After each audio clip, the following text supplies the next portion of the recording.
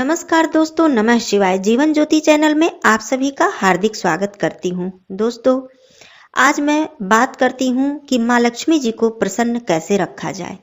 कहने का अर्थ यह है कि आपके घर मान लीजिए बहुत सा धन दौलत बहुत सारा है, पैसा भी आ रहा है, आप मेहनत कर रहे हैं, कमाई भी अच्छी हो रही है, सब ठीक है, परंतु माँ लक्ष्मी जी को प्रसन्न कैसे रखा जाए जिससे कि वो हमारे घर में अस्थायी रूप से वास करें। क्योंकि माँ लक्ष्मी जी चंचला कही गई हैं, कहीं भी अधिक दिनों तक टिक कर नहीं रह पाती हैं। तो हमें करना क्या चाहिए कि माँ लक्ष्मी जी को प्रसन्न रखना चाहिए जिससे कि वो हमारे घर में सदा सर्वदा के लिए निवास करें। तो दोस्तों, आइए इस वीडियो में हम इन सब बातों पर चर्चा करेंगे और मैं बहुत सरल सी बात बताऊंगी, लेकिन उसकी गहराई बहुत अधिक है। उसमें बहुत सारी ऐसी चीजें छिपी हुई हैं जिससे कि माँ लक्ष्मी जी प्रसन्न होती हैं और नियमित रूप से माताएं बहनें यदि ऐसा करती हैं तो निश्चित माँ लक्ष्मी जी सदा सदा के लिए हमारे घर में वास करती हैं। तो दोस्तों, चैनल पे यदि पहली बार हैं तो चैनल को जरूर सब्सक्राइब कर लीजिएगा। वीडियो आपको उपयोगी लगता हो, अच्छा लगता हो तो इसे लाइक और शेयर भी कीजिएगा। कमेंट बॉक्स में नमः शिवाय जरूर लिखिएगा। आइए आगे बढ़ते हैं। दोस्तों, मैं बताना चाहती हूँ कि जब भी आपके घर में पैसा आए, वो पैसा जैसे तनख्वाह के रूप में हो, किसी भी व्यापार से आपकी कमाई हो रही है, किसी भी रूप में हो, पैसा जब भी आपके घर में आए तो अक्सर पुरुष हमारे घर के जो होते हैं वो महिलाओं को देते हैं, चाहे रखने के लिए दें या खर्च करने के लिए दें या किसी भी रूप में पैसा देते हैं कि इसको आप ले जाकर रख दीजिए। तो सबसे पहली बात मैं बताती हूँ, सबसे बड़ी गलती क्या होती है कि हम महिलाएं अक्सर काम काज में व्यस्त रहते हैं तो पैसे को तुरंत हाथ में लेकर और ले जाकर कहीं भी इधर उधर रख देते हैं कि बाद में ले जाकर संभाल कर हम रखेंगे। अक्सर ये 99% घरों में ऐसा होता है। कभी किचन में काम कर रही हैं तो वहां रख दी, कभी कमरे में है तो किसी भी जगह ऐसे कपड़े के बीच में या कहीं डिब्बे में ऐसे इधर उधर पैसे को ले जाकर रख देती हैं कि बाद में समय मिलने पर उसे ले जाकर हम रखेंगे। अब हमको करना क्या चाहिए कि कभी भी, पहली बात तो जब भी आपके घर में आपके पति या कोई भी सदस्य आपको पैसा दें, चाहे वो रखने के लिए दें, चाहे आपको खर्च करने के लिए दें या आपको शगुन के रूप में भी कोई दे रहा हो, किसी भी रूप में माँ लक्ष्मी जी आपके पास आई हैं तो सबसे पहले तो हाथ में डायरेक्ट पैसा मत लीजिए। ये माताएं बहनें अक्सर ऐसा करती हैं तो मैं उनके लिए बता रही हूँ विशेष रूप से, क्योंकि घर की लक्ष्मी हमारी घर की महिलाएं ही होती हैं। तो मैं उनके लिए ये नियम बता रही हूँ कि आप कभी भी हाथ में वो पैसे न लें। अपने आंचल में, चाहे वो दुपट्टा हो या साड़ी का आंचल हो, आप अपने आंचल में उस पैसे को लें। ऐसा आप करें, करके देखें कि आपको इसका कितना असर, आपको प्रभाव इसका खुद ही पता चलेगा। आप पहली बात तो आंचल में लें।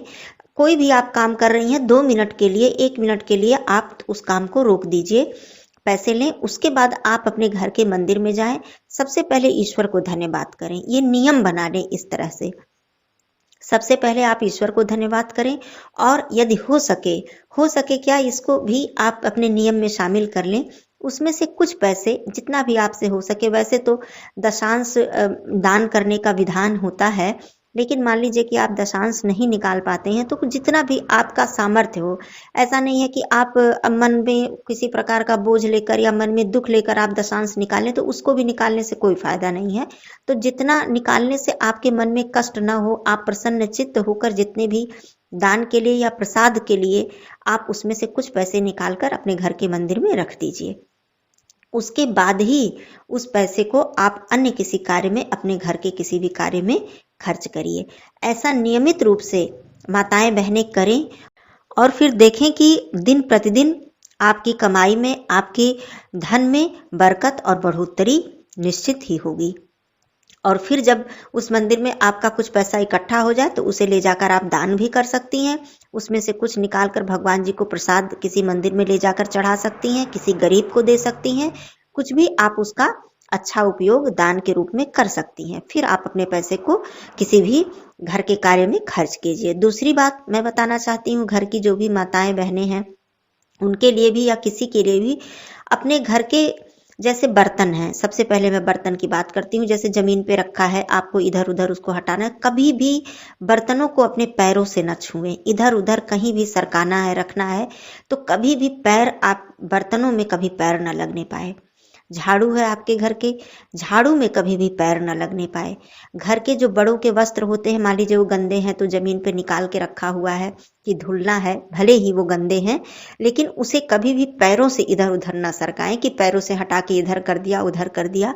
घर के अपने बड़े, जो भी आपके बड़े बुजुर्ग हैं, उनके कपड़ों को, उनके वस्त्रों को कभी भी आप अपने पैरों से न छुएं, न लगाएं। जब भी उसको हटाना हो, रखना हो तो आप हाथों से ही ले जाकर रखें।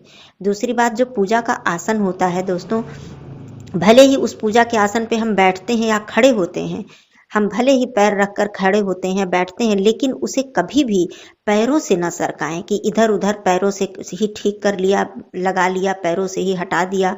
इस तरह से कभी भूल के ना करें। हाथों से बहुत ही आदर से उसे बिछाएं, रखें, फिर उसको पूजा के लिए प्रयोग करें और फिर अपने हाथों से उठाकर उसे स्वच्छ स्थान पर रख दें।